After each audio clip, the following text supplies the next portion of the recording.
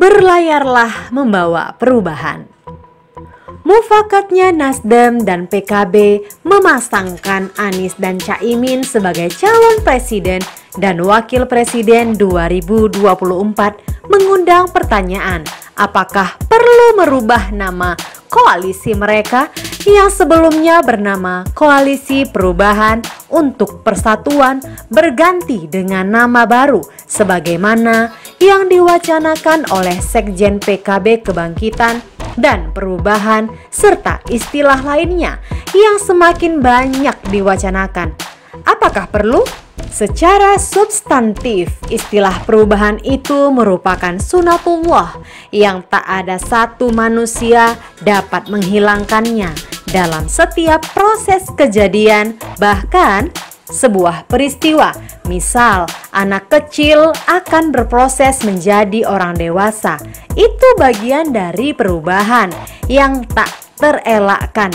Dan banyak lagi permisalan lainnya. Lalu, apa perlunya diusulkan nama baru koalisi ini setelah punya nama yang cukup menggugah menjadi orkestrasi menghimpun kekuatan sipil yang awalnya frustasi masa bodoh dengan partisipasi politik tiba-tiba bergairah kembali menjemput ide perubahan yang dibawakan koalisi ini sebelum Partai Demokrat meninggalkan panggung koalisi perubahan.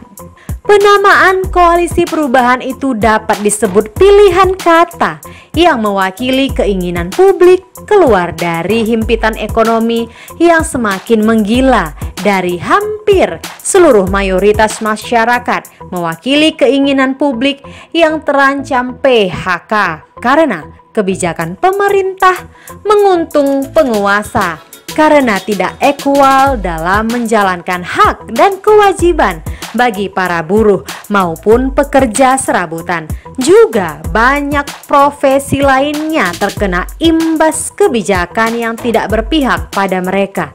Dan semua dapat di-checking pada pertumbuhan ekonomi masyarakat kelas menengah ke bawah dalam bayang-bayang kegelapan. Kata perubahan itu bukanlah bentuk gagah-gagahan koalisi ini dalam menjalankan misi politiknya. Namun, ini merupakan kebutuhan mendesak emergensi mencegah ambang kehancuran yang diawali dari gagalnya negara menghadirkan kesejahteraan dan berimplikasi pada kehidupan sosial lainnya seperti keamanan, ketertiban, dan rasa memiliki serta kepedulian semakin luntur dan subur dalam konsep bernegara yang dicita-citakan seperti yang diungkapkan banyak analis ekonomi dan politik. Menyikapi hal itu, gagasan politik perubahan dirasakan perlu dan didukung masyarakat luas. Terbukti tumbuhnya relawan Anies yang mengambil bagian penting menyongsong perubahan itu hingga munculnya sosok pendamping baru Anies, yakni Muhaimin Iskandar sebagai cawapres yang diharap mampu mendongkrak suara pemilih Nahdien agar supaya lokomotif perubahan itu dapat digerakkan lebih luas untuk meraih suara kemenangan yang lebih signifikan di Pilpres 2024. Dan ini bukanlah cerita untuk kemenangan Anies atau Muhaimin atau koalisi perubahan, tapi kemenangan masyarakat Indonesia secara keseluruhan yang mendambakan perubahan yang lebih baik dari saat ini. Ini bukan soal bergesernya nilai kualitatif dan kuantitatif yang diperdebatkan di forum diskusi ILC yang seolah menyudutkan satu kepentingan partai dalam koalisi itu yang sudah berbalik arah satu dengan lainnya.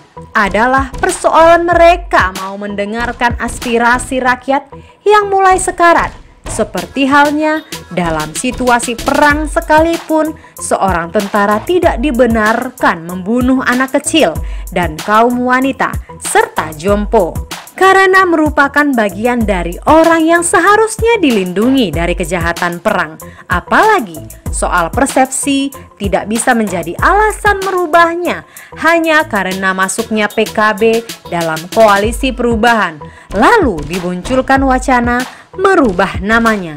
Apalagi Muhaimin mengakui bahwa PKB yang masuk koalisi tentu secara etis bersikap lebih persuasif daripada melunturkan spirit perjuangan cita-cita perubahan yang sudah tertanam mengakar di hati para relawan perubahan di koalisi perubahan. Spirit dan tekad membawa perubahan itu adalah pilihan janji yang harus ditepati para pengusung Anies maupun Muhaimin Iskandar sebagai figur yang diberi amanat rakyat mendambakan perubahan lebih baik dengan memakai simbol-simbol perubahan sebagai panduan pergerakan yang lebih terstruktur, masif, dan berpola tegak lurus menuju keinginan para pendukung perubahan.